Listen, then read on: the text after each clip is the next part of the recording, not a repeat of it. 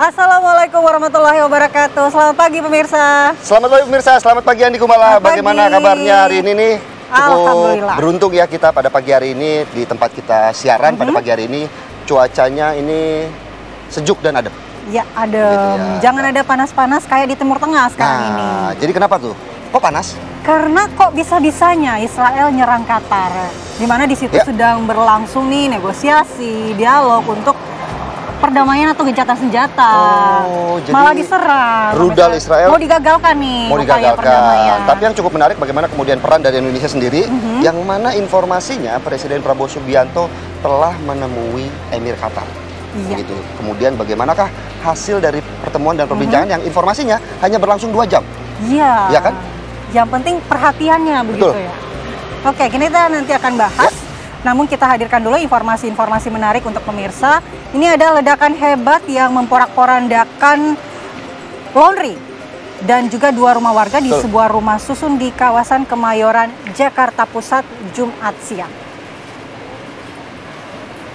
Ya, 2 wanita yang merupakan pegawai laundry dan lansia ini mengalami luka-luka sehingga harus dilarikan ke rumah sakit untuk mendapatkan pertolongan medis. Dari hasil penyelidikan yang dilakukan oleh Polsek Kemayoran, ledakan ini diduga berasal dari tabung setrika uap yang sedang digunakan. Selain meminta keterangan dari sejumlah saksi dan korban, polisi juga melakukan pemeriksaan terhadap pemilik laundry.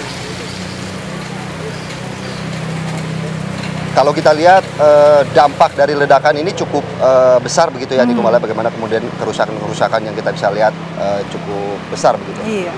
Kita beralih ke berita lainnya pemirsa, ratusan rumah terendam banjir di Komplek IKPN Bintaro Pesanggerahan, Jakarta Selatan pada Jumat malam. Dan ini diakibatkan karena adanya tanggul yang jebol. Jebolnya tanggul sementara dari karung pasir sepanjang 20 meter membuat sebagian warga mengungsi.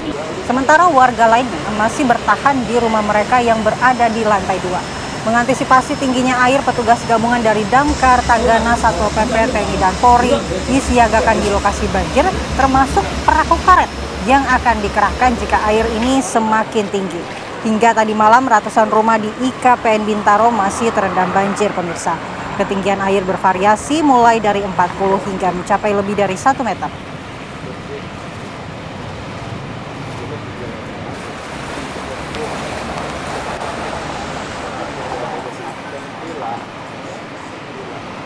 Pemirsa, 3 rumah terbakar di Desa Mahasingkil, Kecamatan Bukit Tusam, Aceh Tenggara, Aceh. Ya, tim pemadam kebakaran tiba di lokasi kejadian saat menerima laporan dari warga bahwa terjadi kebakaran dan petugas bersama warga sipil ini kemudian berjibaku memadamkan api selama 1 jam. Para pemilik rumah hanya bisa menangis saat melihat rumahnya ludes terbakar, terutama karena tidak sempat menyelamatkan harta benda. Hingga kini belum diketahui penyebab dari kebakaran ini. Tentunya kita juga berharap dari insiden ini tidak ada korban jiwa ya. Kita beralih ke berita lainnya, diduga akibat dari korsleting listrik, masih sebuah rumah di Jalan MT Haryono, Kelurahan Mandaran, Kecamatan Panggung Rejo, Kota Pasuruan, Jawa Timur, ini kemudian hangus terbakar. Dalam sebuah rekaman video amatir yang beredar, nampak api melahap begitu cepat hingga menghanguskan seluruh bangunan rumah milik Wahyu, warga Gang 6 Kota Pasuruan. Kebakaran bermula dari munculnya kepulan asap di bagian dapur hingga terlihat api mulai membesar dan melahap seluruh bangunan. 3 unit mobil pemadam kebakaran dikerahkan untuk menjinakkan api. Warga yang berada di lingkungan sekitar pun turut membantu memadamkan api dengan peralatan seadanya dan mengevakuasi penghuni rumah. Tidak ada korban jiwa dalam peristiwa ini. Hingga kini, pihak kepolisian masih melakukan penyelidikan untuk memastikan penyebab pasti kebakaran.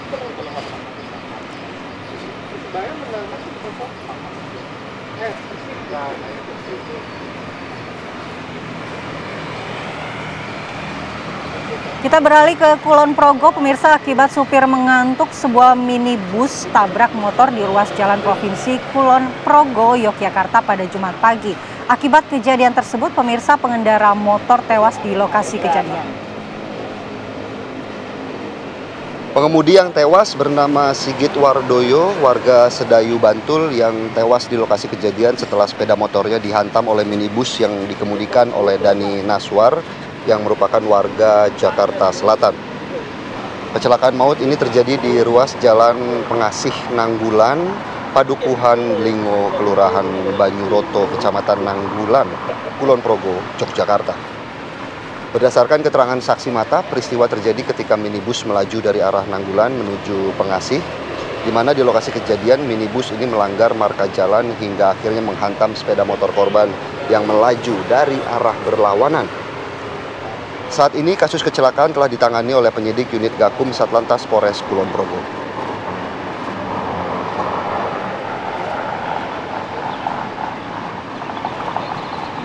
Masih seputar kecelakaan maut, pemirsa, 2 sepeda motor di Bangkalan, Jawa Timur merenggut 1 korban jiwa. Sementara itu 1 pengendara lainnya mengalami luka berat. Kecelakaan adu banteng antara 2 sepeda motor terekam ponsel warga pengguna jalan di Kecamatan Galis, Bangkalan pada Jumat sore. Seorang pengendara sepeda motor tewas mengenaskan. Warga bersama para pengendara sepeda motor yang melintas berupaya mengevakuasi korban menggunakan ambulans. Namun sayang, nyawanya tidak tertolong. Akibat kecelakaan tersebut, 2 unit sepeda motor mengalami kerusakan parah di bagian depan dan telah diamankan di unit Gakum Satlantas Polres Bangkalan sebagai barang bukti. Tentunya kita juga terus menghimbau ya bagi pemirsa yang ingin berkendara untuk terus tertib berlalu lintas supaya kejadian-kejadian seperti ini tidak terjadi begitu. Iya, sayangi nyawa Anda, sayangi juga keluarga yang menanti di rumah. Betul sekali. Baik, kita ke informasi berikutnya. Rekonstruksi kasus pembunuhan yang dilakukan oknum polisi terhadap kekasihnya digelar petugas Satreskrim Polres Indramayu bersama Kejaksaan Negeri Indramayu, Jawa Barat berakhir ricuh.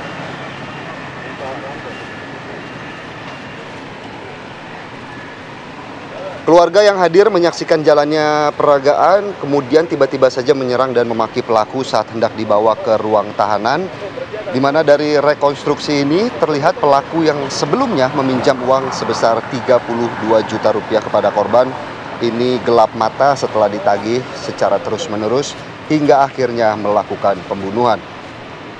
Usai rekonstruksi, keluarga korban yang hadir dan menyaksikan jalannya peragaan pun ikut tersulut emosi hingga mendesak ke polisi untuk menerapkan pasal 340 sesuai dengan perbuatan pelaku yang telah direncanakan.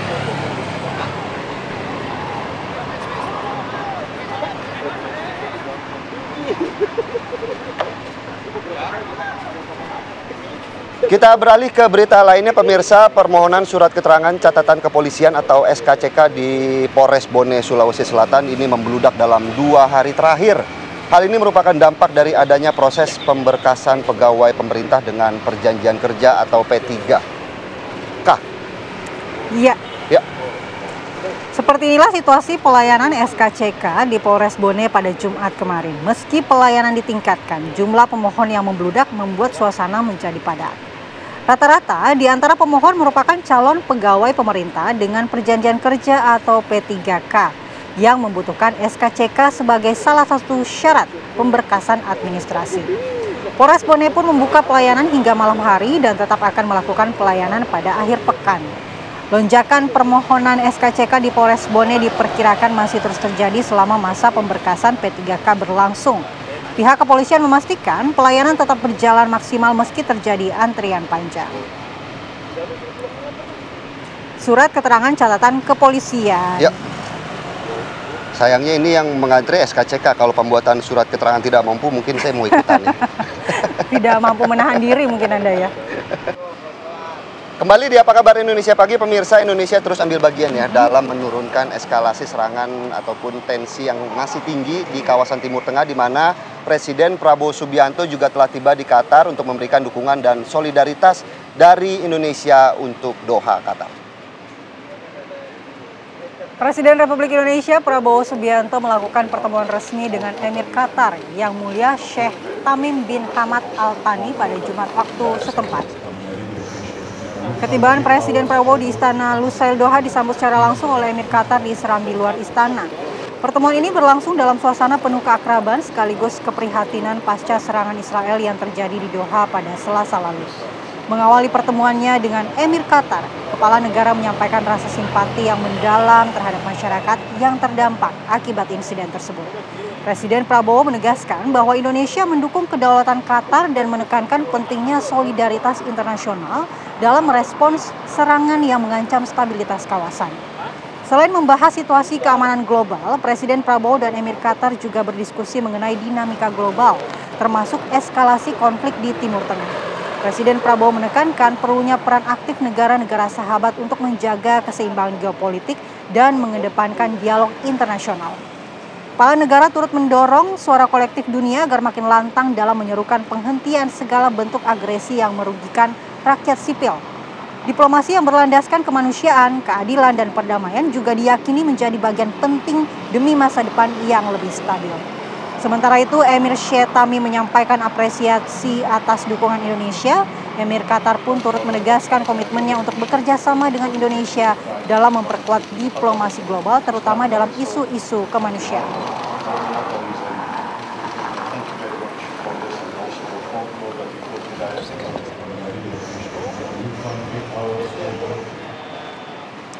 Kita beralih ke informasi lainnya, pemirsa. Kejaksaan Agung mengungkapkan hasil tindak lanjut dari kasus dugaan korupsi pengadaan Chromebook yang melibatkan mantan Mendikbudristek Nadiem Makarim. Salah satu hasil tindak lanjut yang diungkapkan Kejagung adalah hasil penggeledahan apartemen milik Nadiem yang dilakukan oleh tim penyidik pada 2 pekan lalu. Di mana dari hasil penggeledahan ini, tim penyidik menyita sejumlah dokumen. Selain penggeledahan apartemen, Kejagung pun menjelaskan proses pengajuan red notice kepada Interpol terhadap mantan staf khusus Nadiem, Juristan, yang kini berstatus buron dan berada di luar negeri. Sebelumnya, Kejagung menetapkan Nadiem Makarim sebagai tersangka dugaan korupsi pengadaan laptop Chromebook pada 4 September lalu, di mana Nadiem ini dijerat dengan pasal 2 ayat 1 atau pasal 3 Jungto pasal 18 Undang-Undang Nomor 31 Tahun 1999 tentang pemberantasan tindak pidana korupsi Jungto pasal 55 ayat 1 ke 1 KUHP.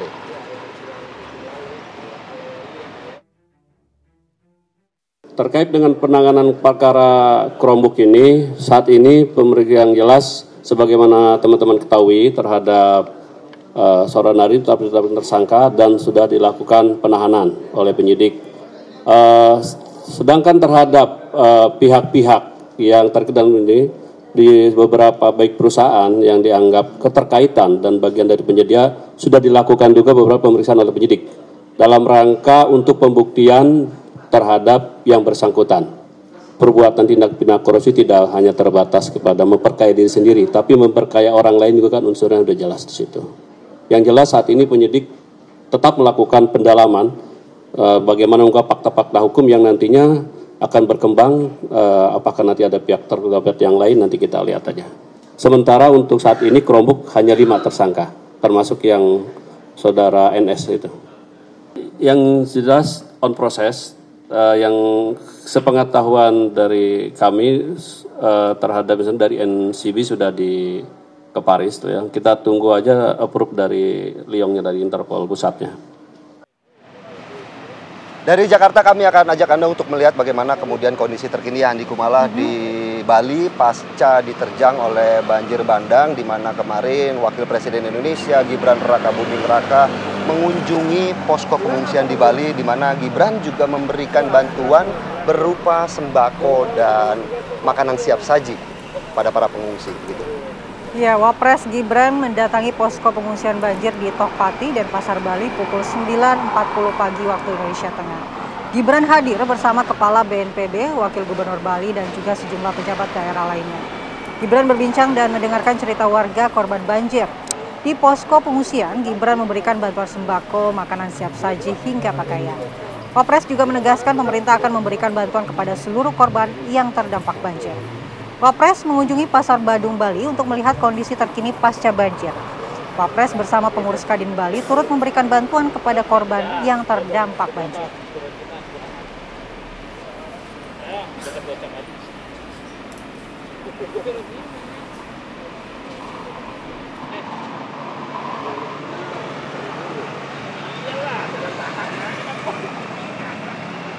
Kita ke informasi lainnya, Menteri Keuangan Purbaya Yudi Sadewa yakin kebijakannya menempatkan dana kas pemerintah sebesar 200 triliun rupiah ke sejumlah perbankan nasional akan menggerakkan ekonomi nasional. Purbaya masih mengandalkan kebijakan terbarunya untuk menggerakkan perekonomian nasional, di mana Menteri Keuangan ini menuturkan bahwa dana kas pemerintah sebesar 200 triliun rupiah yang masuk ke perbankan akan digunakan oleh Bank Nasional yang menerima dana tersebut. Menurut Purbaya, 5 bank yang menerima dana segar itu secara otomatis akan mengelolanya dengan menyalurkannya dalam bentuk perkreditan. Dengan demikian, ekonomi sektor real akan berdampak dan bergerak.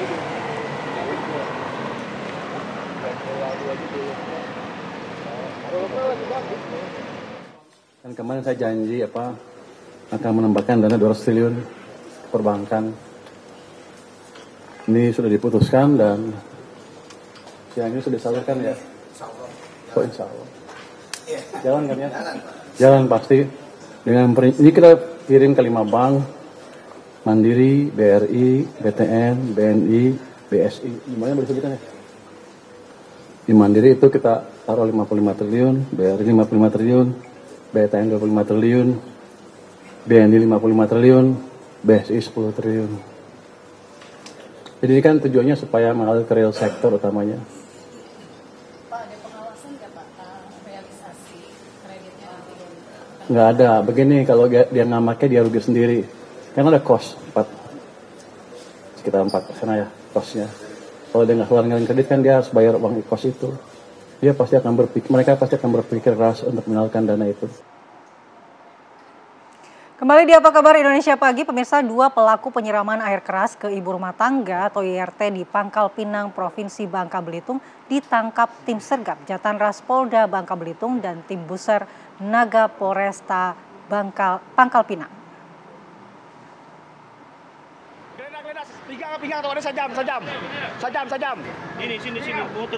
Menurut informasi, pelaku diupah sebesar 5 juta rupiah atas aksinya tersebut, di mana pelaku kabau disergap di pinggir jalan. Dan dari keterangan polisi mendapati satu nama lain yakni RY yang masih berusia remaja, 16 tahun yang turut serta dalam aksi kejahatan ini.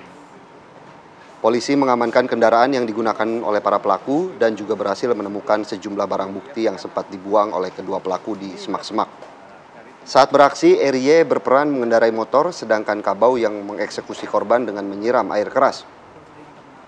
Akibat perbuatan pelaku, korban seorang IRT berusia 28 tahun mengalami luka serius di bagian wajah hingga leher dan harus menjalani perawatan intensif di rumah sakit.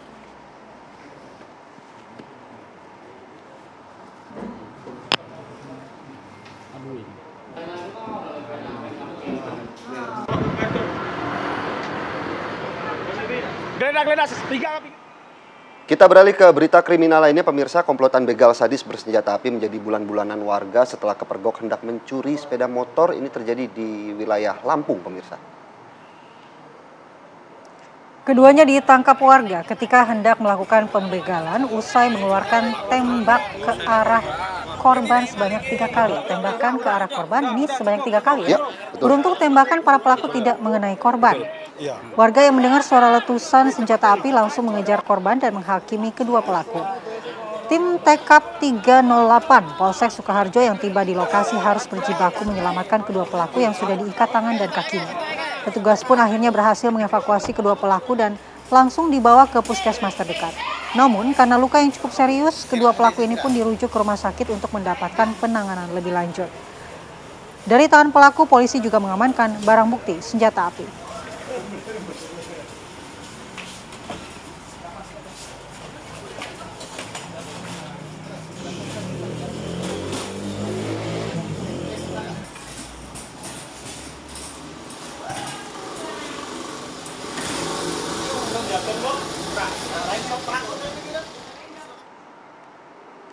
Untuk mendalami kasus ini kita bergabung dengan Kapolres Prinsewu AKBP M. Yunus. Selamat pagi Pak Kapolres. Selamat pagi Pak Kapolres. Selamat pagi malah sama pagi Philip. Ya Pak Kapolres, kita ingin tahu apakah memang komplotan atau 2 pelaku begal bersenjata api ini sudah lama beroperasi atau melakukan tindakan pembegalan di wilayah tersebut Pak? Ya, kedua pelaku adalah residif yang masing-masing pernah menjalani hukuman 4 kali dan 3 kali. Mereka berasal dari Lampung Tengah, kemudian yang jaraknya sekitar 1,5 jam dari wilayah kami di tempat kejadian perkara tersebut. Jadi memang kami mendeteksi memang ada beberapa pelaku yang masuk ke wilayah kami untuk melakukan pembegalan maupun kejahatan lainnya. Cukup menarik Pak Kapolres, bagaimana kemudian kedua pelaku ini merupakan residivis begitu ya. Apakah memang tuntutan himpitan ekonomi yang kemudian membuat pelaku melakukan aksi begal ini, atau memang kedua pelaku ini melancarkan aksinya karena memang ada suatu komplotan lain begitu Pak? Ya, karena mereka residif, kemudian bergabung dengan kawanan residif lainnya yang pernah berkumpul di penjara, yang mereka tahu berdasarkan hasil wawancara kami itu ya hanya bisa melakukan kejahatan seperti ini, curat gitu. Walaupun setelah kami tanyakan, kamu dapat uang berapa? Ya paling satu motor itu hanya bisa laku 2 juta maksimal, dan itu sebenarnya tidak cukup untuk misalnya memenuhi kehidupan mereka sehari-hari. Walaupun mereka mungkin bisa menghasilkan beberapa motor gitu ya sehari kalau sekali jalan mencuri. Tapi itu sebenarnya tetap tidak cukup. Mereka tidak punya jalan yang lain sebetulnya untuk mendapatkan uang. Dari dalam hati mereka sebenarnya mereka juga sedih ya, karena mereka harus dihadapkan situasi ekonomi yang sulit. Kemudian ketika tertangkap harus juga dibenci oleh warga masyarakat, keluar dari lapas juga masih dibenci juga oleh masyarakat. Jadi basically mereka tidak punya cara lain untuk keluar dari lingkaran setan ini. Ya, Pak Kapolres, kalau kita lihat kan ini kedua pelaku ini bersenjata api, kemudian sempat melepaskan tembakan kepada korbannya. Bagaimana kronologinya akhirnya masyarakat ini bisa menangkap para pelaku? Ya, mereka tertangkap itu awalnya dari keberanian si korban. Jadi korban ditembak sebanyak 3 kali. Dia melawan ketika tembakan kedua, beruntungnya saat melepaskan tembakan ketiga, Sempi itu macet, jadi tidak keluar pelurunya dalam jarak dekat. Kemudian dia juga melawan, berhasil melumpuhkan yang satu, walaupun yang akhirnya ketika pelaku yang lainnya datang, warga juga sudah mulai berdatangan. Jadi ini karena memang di pokon tersebut warganya memang cukup kompak. Ketika ada kejahatan mereka langsung datang. Jadi itu memang sudah kami biasakan di keamanan Swakarsa, jadi mereka cukup tanggap. Namun memang ketika masa berkumpul itu memang agak susah dikendalikan, sehingga beberapa menit mereka melakukan penghakiman massa terhadap kedua pelaku sehingga berakibat hampir fatal. Tapi setelah bisa dievakuasi, kedua pelaku masih bisa diselamatkan. Baik Pak Kapolres, apakah pihak kepolisian juga sudah menyelidiki dari mana kedua pelaku ini mendapatkan senjata api, begitu? Ya sudah, dari hasil penyelidikan memang Sempi ini memang hanya bersirkulasi di kalangan tertentu, karena ini juga Sempi rakitan. Mereka saling tahu dari mana Sempi ini berasal. Lalu dari hasil pemeriksaan, Charlie yang memegang Sempi ini, dia mendapatkan Sempi itu dari mantan pelaku juga yang disampaikan sudah mati. Ini memang akan menyulitkan penyelidikan kami seterusnya untuk mendapatkan sumber dari Sempi tersebut. Ini memang alasan yang biasa ditemukan oleh para pelaku begal.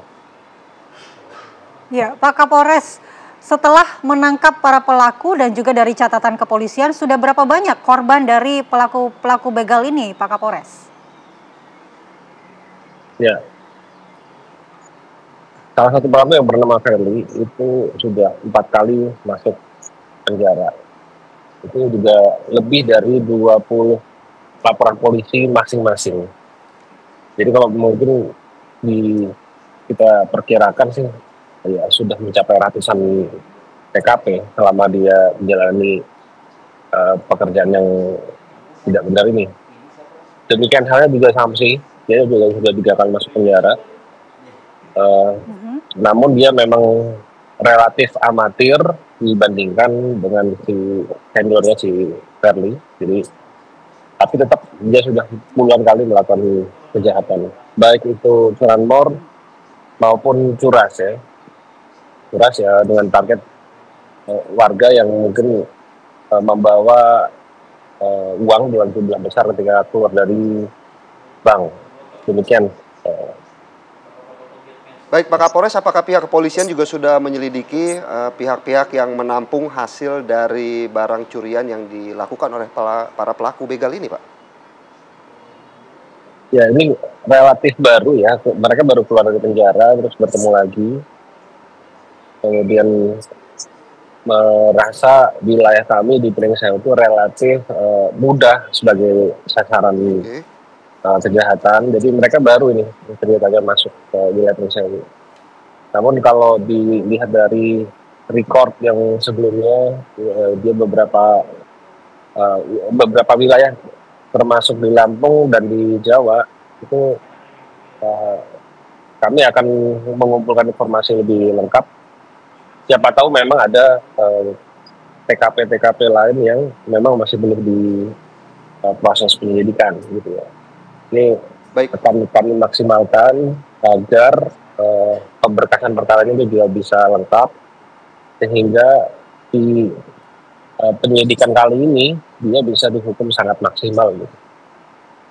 Baik, Pak Kapolres, apakah ada alasan khusus Pak, mengingat ini kalau dari penjelasan Pak Kapolres juga wilayah Pringsewu menjadi salah satu target dari para pelaku begal kendaraan bermotor begitu, apakah memang jumlah personil kepolisian untuk mengamankan wilayah Pringsewu ini tidak sebanding begitu Pak dengan wilayah yang di-cover sehingga maraknya pelaku begal di sana?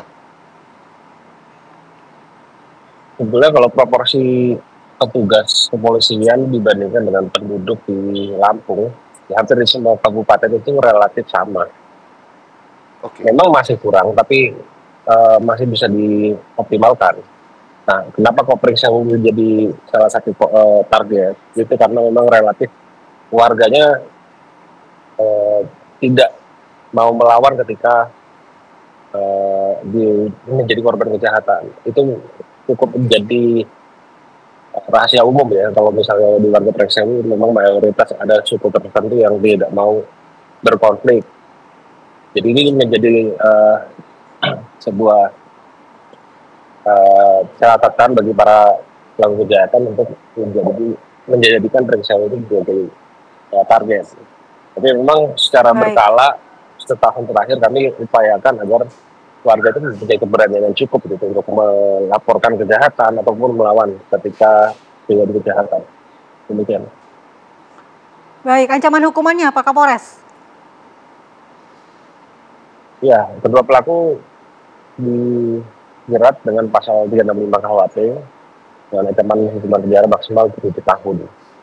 Ini juga akan kami tambahkan dengan TKP lainnya yang bisa kami kembangkan.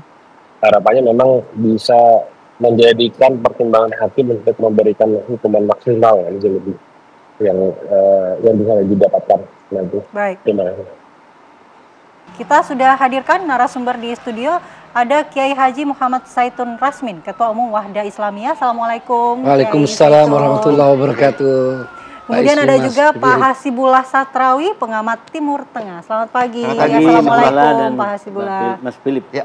Iya, mungkin kita tanya dulu ya ke Kiai Saitun. Ya. Tanggapan Anda melihat serangan Israel ke Qatar, meskipun memang targetnya Hamas, tapi tentu ini terjadi di Qatar. Betul. Sebagai negara yang cukup stabil, bagaimana Anda melihat ini? Saya kira ini serangan yang sangat bodoh dan blunder, Tapi memang biasanya kalau orang itu sudah sangat takabur, pongah, itu sering membuat serangan-serangan yang akan menjadi kematiannya sendiri. Sebab setelah serangan luar biasa, genosida di Gaza, lebih 60.000 orang yang sekarang wafat, mudah-mudahan syahid semuanya.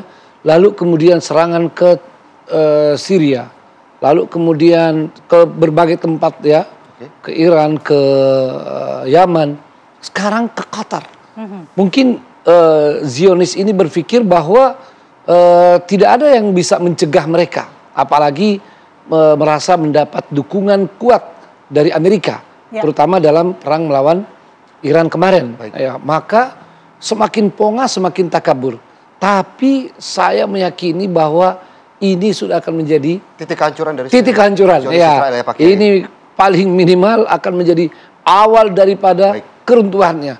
Apalagi kemarin untuk pertama kalinya Dewan Keamanan PBB ya sebegitu tegasnya, kerasnya memberikan pernyataan ya, walaupun di awal Dewan Keamanan itu sebetulnya dalam draftnya tidak mengutuk ya, tidak mengecam serangan itu. Tapi setelah pertemuan para delegasi itu akhirnya mereka sepakat mengutuk serangan itu, dan ungkapan-ungkapan disampaikan oleh delegasi-delegasi itu jauh lebih keras ya, dan ini menunjukkan Qatar dalam posisi semakin kuat, dan ini adalah tanda-tanda kehancuran Zionis ini ya. Baik, Pak Kiai, kita juga sudah terhubung dengan mahasiswa Universitas Islam Madinah. Ada Mas Saad Muhtar. Assalamualaikum Mas Saad. Assalamualaikum Mas Saad. Waalaikumsalam warahmatullahi wabarakatuh. Iya Mas Saad, kita ingin tahu apakah kebenaran dari video yang beredar terkait dengan kilatan yang terlihat di langit Madinah ini. Apakah Mas Saad sendiri ini melihat atau menyaksikan atau kan mendengar kilatan dan juga suara ledakan tersebut?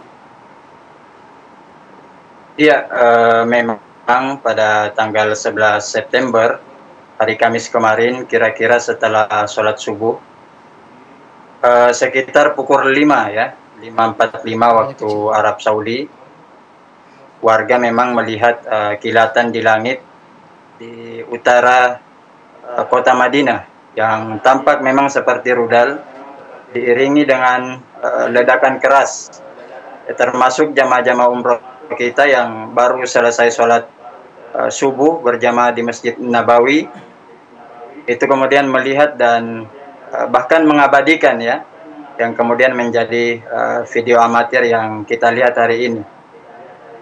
Tapi kebetulan waktu kejadian memang saya berada di dalam asrama, dan teman-teman yang kemudian berada di luar asrama itu melihat dan mendengar langsung seperti itu. Baik Mas Saad, cukup menarik bagaimana kemudian warga di sana menanggapi rudal-rudal yang kemudian melintas di atas kota Madinah begitu ya. Apakah memang menimbulkan kepanikan di sana atau seperti apa? Sepertinya memang karena jarak antara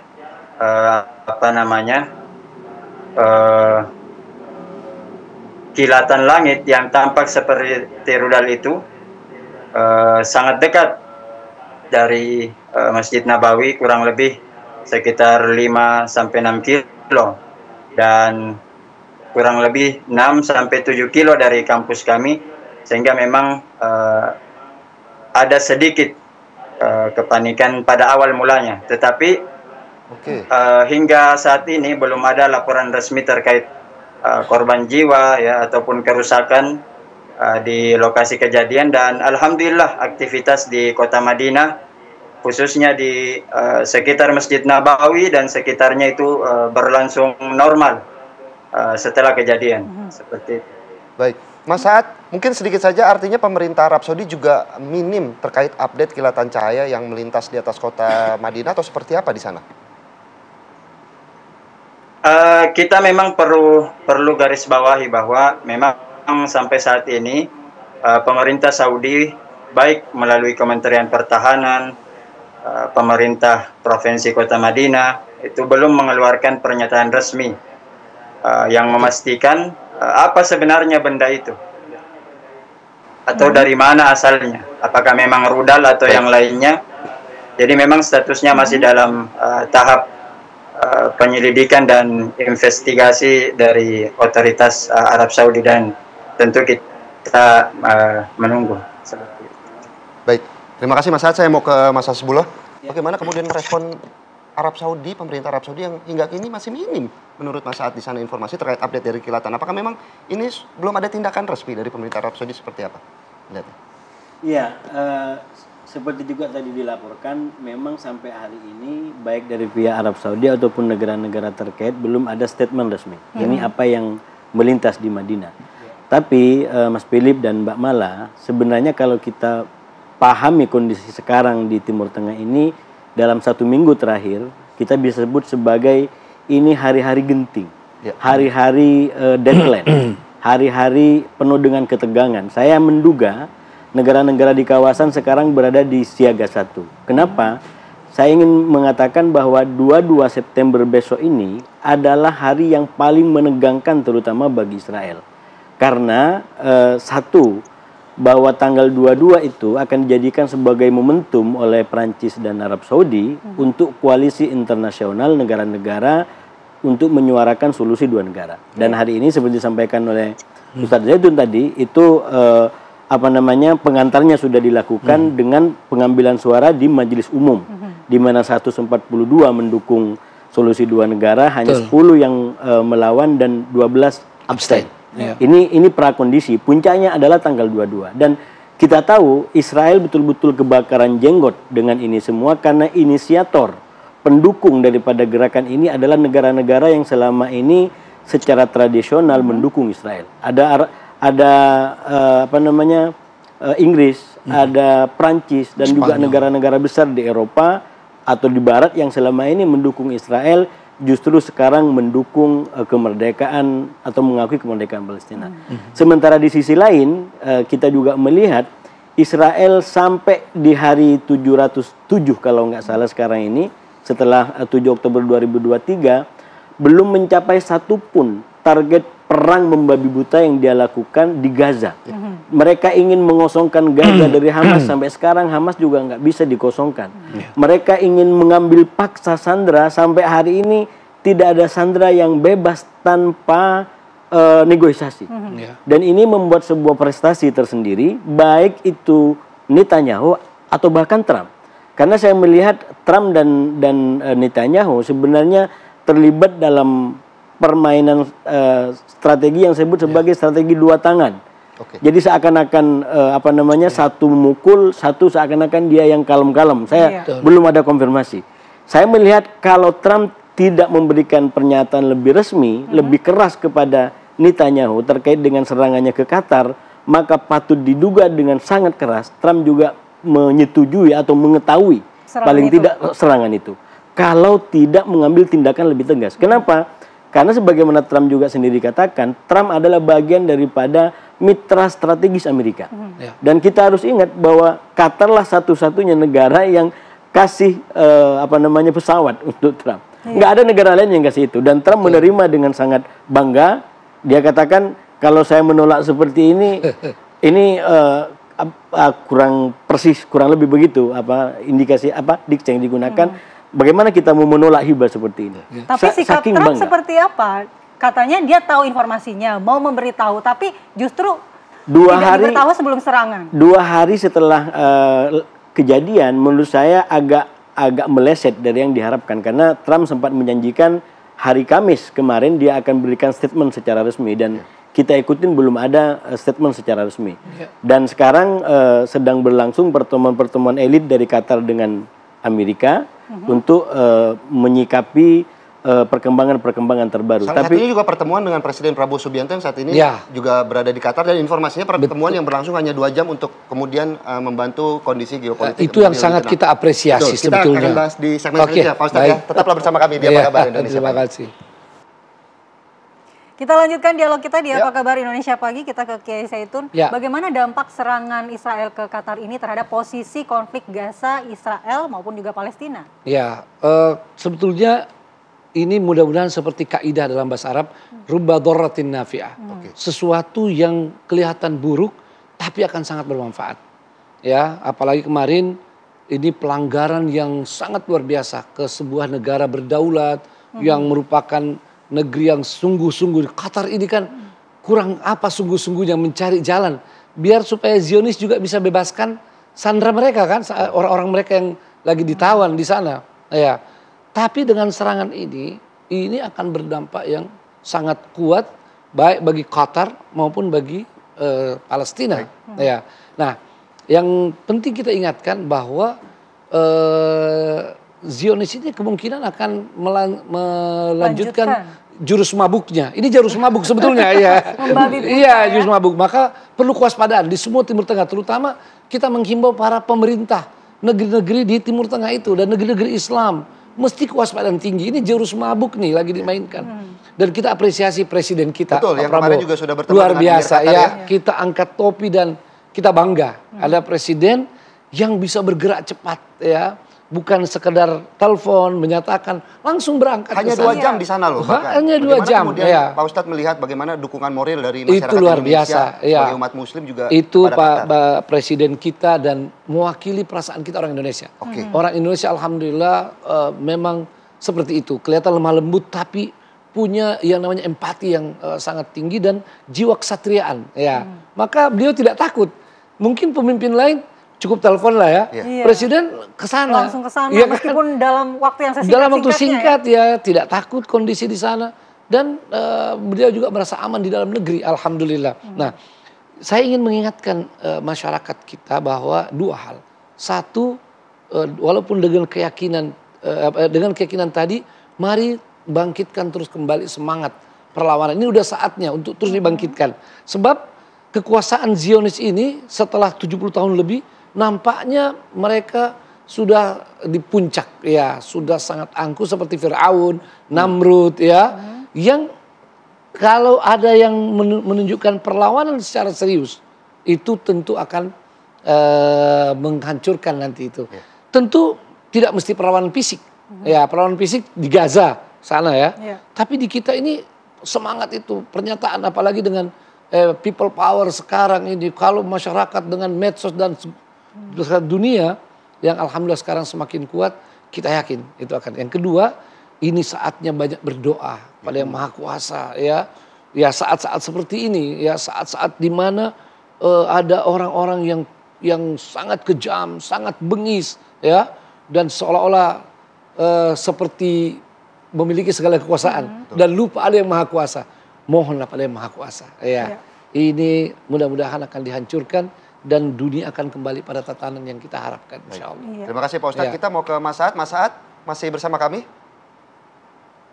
Iya, siap Mas.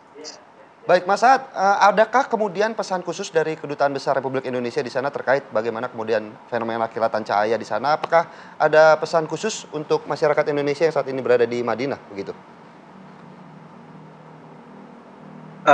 Kita tentu sebagai WNI di Arab Saudi memang harus tetap tenang, walaupun memang belum ada pesan khusus, tetapi kita harus tetap tenang dan tidak ikut menyebarkan spekulasi-spekulasi di luar pengetahuan kita.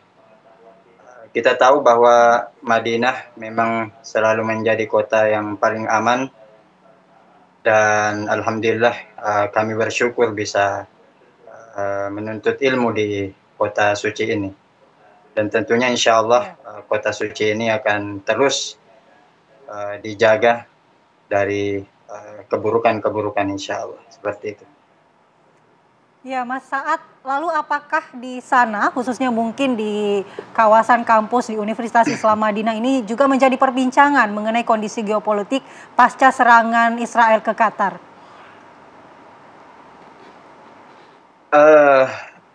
Tentu kami sebagai mahasiswa tentu sebetulnya tidak buta akan geopolitik, tetapi memang kami mahasiswa di sini memang cukup fokus dengan studi kami dan tidak terlalu begitu membicarakan hal-hal di luar tugas kami seperti itu.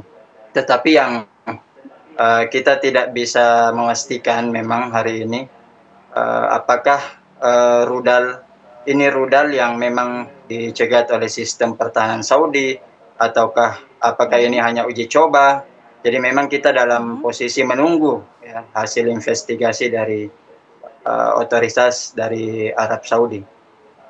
Dan memang yang jelas bahwa memang Arab Saudi memang dikenal dengan sangat hati-hati ya terkait keamanan di dalam negeri ya, khususnya yang berkaitan, apalagi berkaitan dengan Haramain, Makkah dan Madinah, seperti itu. Baik, terima kasih Mas Saad. Yang penting di sana sudah kondusif, orang sudah bisa beraktivitas dan juga beribadah dengan aman, tidak ada ancaman-ancaman apapun dan juga menunggu pernyataan resmi dari otoritas Arab Saudi. Kita kembali. Ya. Hasibullah, bagaimana kemudian menanggapi terkait serangan Israel? Ataukah memang ini serangan yang membuktikan atau ada suatu pesan yang ingin disampaikan oleh Israel? Iya, kalau serangan Israel sekali lagi saya melihat ini manuver dia, upaya dia untuk menggagalkan acara puncak pada tanggal 22. Jadi memang negara-negara di kawasan harus siaga, di satu sisi antisipasi tidak terkena serangan Israel, tapi di sisi yang lain jangan justru membiarkan Israel leluasa dengan strateginya. Ini kalau dibaca dari perang dengan Iran, ini mirip. Waktu perang lawan Iran 12 Juni, itu momentum pengakuan terhadap kemerdekaan Palestina direncanakan Juli. Betul. 12 Juni Israel serang Iran, lalu kemudian terjadi perang besar sampai 24 Juni, agenda Juli akhirnya mundur sampai September. Nah, serangan ini ke Qatar bisa dipahami juga sebagai cara dia, strategi yang sama untuk mendapatkan keberhasilan yang sama, yaitu dia bikin ulah, perang menjadi besar, lalu kemudian masyarakat dunia menunda lagi rencana pengakuan terhadap kemerdekaan Palestina. Itu yang pertama kita harus pahami itu.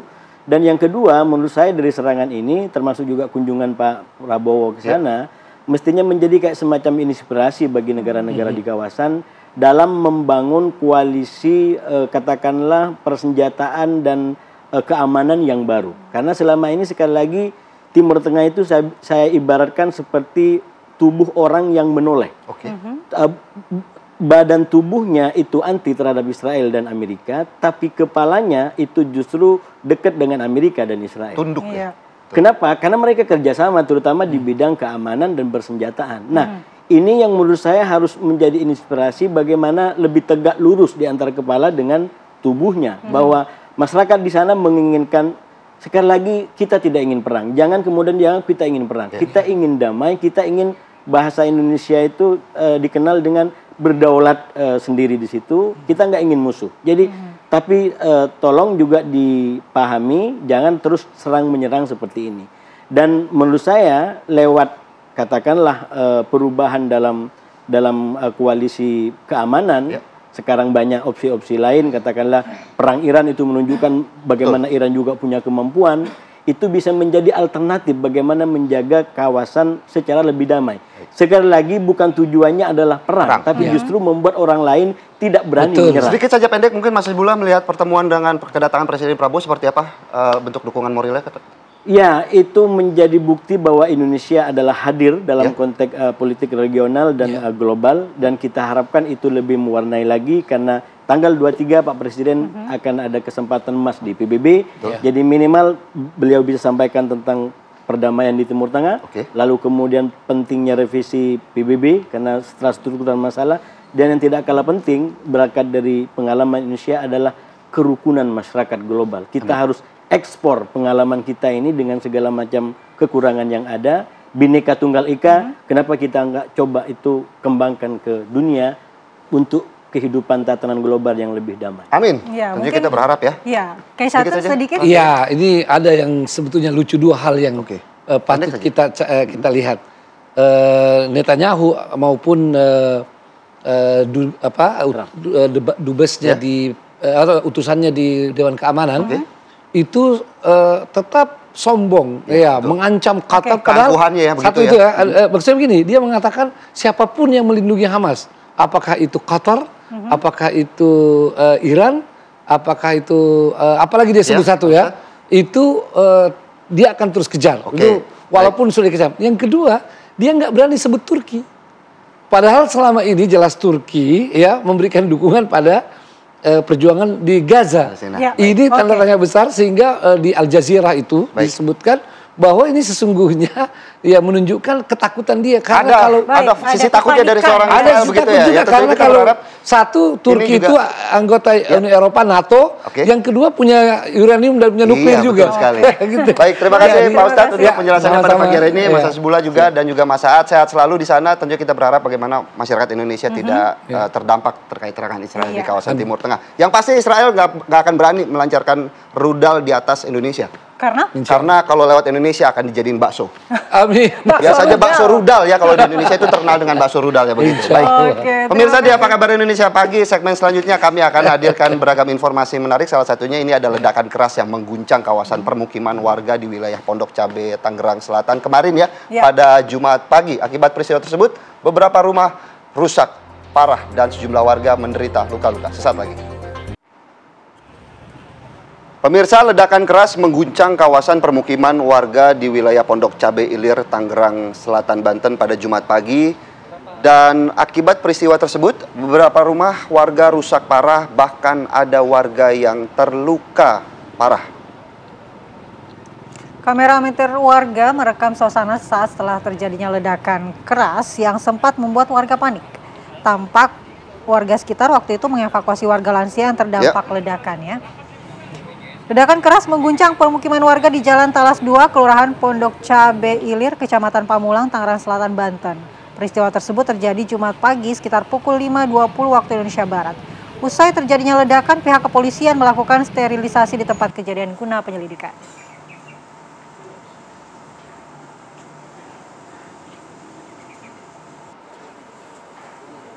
Dan langsung saja kita bergabung dengan rekan kita yang sudah berada di lokasi untuk mengetahui bagaimana situasi terkini di sana.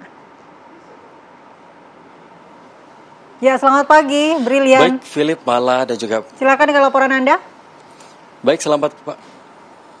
Baik, Philip, Mala, dan juga pemirsa, Anda kembali lagi di Apa Kabar Indonesia Pagi on Location, di mana pada pagi hari ini saya berkesempatan untuk berada di salah satu rumah yang menjadi akibat atau terdampak dari ledakan yang dahsyat, keras, dan juga misterius pada Jumat pagi kemarin di RT 3 RW 1 di Pondok Cabe Ilir, di mana ini salah satu rumah dari warga yang terdampak, yakni rumah Pak Mahmud, di mana dapat dilihat setelah dari ledakan kemarin ini atap langit-langit Eternit ini sudah jatuh bertubi-tubi. Kemudian juga ada plafon, ada juga bebatuan yang ini berkumpul di ruang tamu.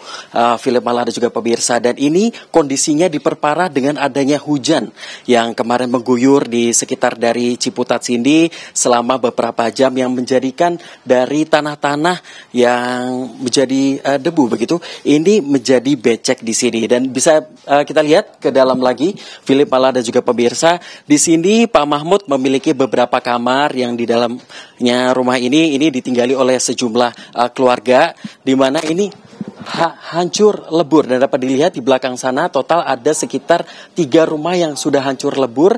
Dari data BPBD ini tercatat ada 13 rumah, dan ini paling parah ada di 4 rumah, salah satunya rumah Pak Mahmud ini. Dan untuk mengetahui bagaimana kondisi dari kronologi kejadian pada hari Jumat kemarin, saya sudah ditemani dengan Pak Mahmud untuk kemudian akan menjelaskan lebih detail bagaimana dari proses kemarin. Pak Mahmud, selamat pagi Pak. Pak, mungkin boleh berdiri Pak? Boleh berdiri Pak. Ini bagaimana Pak? Iya, Pak, boleh melihat kamera juga Pak. Kami dari mewakili segenap kru TV One mengucapkan berduka yang amat dalam Pak terkait dengan musibah yang terjadi tiba-tiba ini. Pak, mungkin boleh dijelaskan Pak. Ini kemarin kejadiannya gimana Pak? Kemarin pagi? Ya, lagi saya bangun jam 5 lewat 15 gitu. Saya udah mau sholat mau ke depan. Saya ngambil kain. Pas ngambil kain bunyi geruduk gitu. Pas bunyi geruduk langsung meledar bunyi. Ya, saya kaget bangun anak-anak semua. Terus bangunin, udah pada bangun. Boleh Pak sambil jalan ke sini. Iya, udah. Iya, udah pada bangun. Jadi waktu itu kan ada banyak anak Pak ya di sini ya. Iya. Ini kan dengan adanya banyak bebatuan ini gimana Pak? Adakah yang mengenai tubuh anggota keluarganya Pak? Nggak ada, bagusnya alhamdulillah. Iya, bagusnya nggak ada. Pak, Bapak kan tadi sempat menyebutkan sudah tinggal di sini berpuluh-puluh tahun Pak ya. Ini kira-kira harapannya gimana Pak dengan adanya kejadian musibah seperti ini, itu ke depannya gimana Pak? Mungkin boleh. Ya, pengen semula lagi, pengen yang bagus lagi. Iya. Gimana Pak harapannya Pak? Pengen semula lagi. Pengen yang layak tempatin lagi dah gitu. Oke, baik Pak, terima kasih banyak Pak.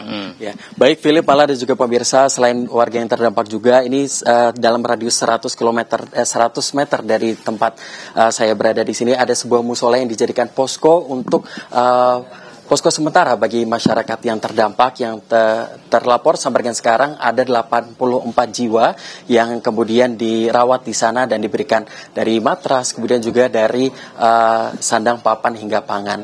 Dan ini sampai dengan saat ini ada 16 kakak yang tercatat dari BPBD yang terdampak dari kegiatan ini. Tentunya untuk asal dari kejadian ini masih belum dikonfirmasi dari kepolisian dan tentunya kita akan saksikan bersama-sama bagaimana rilis terbaru dari kepolisian.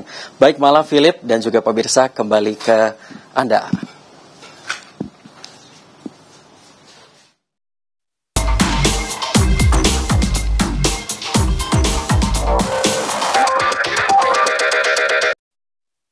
Yang terjadi di sana.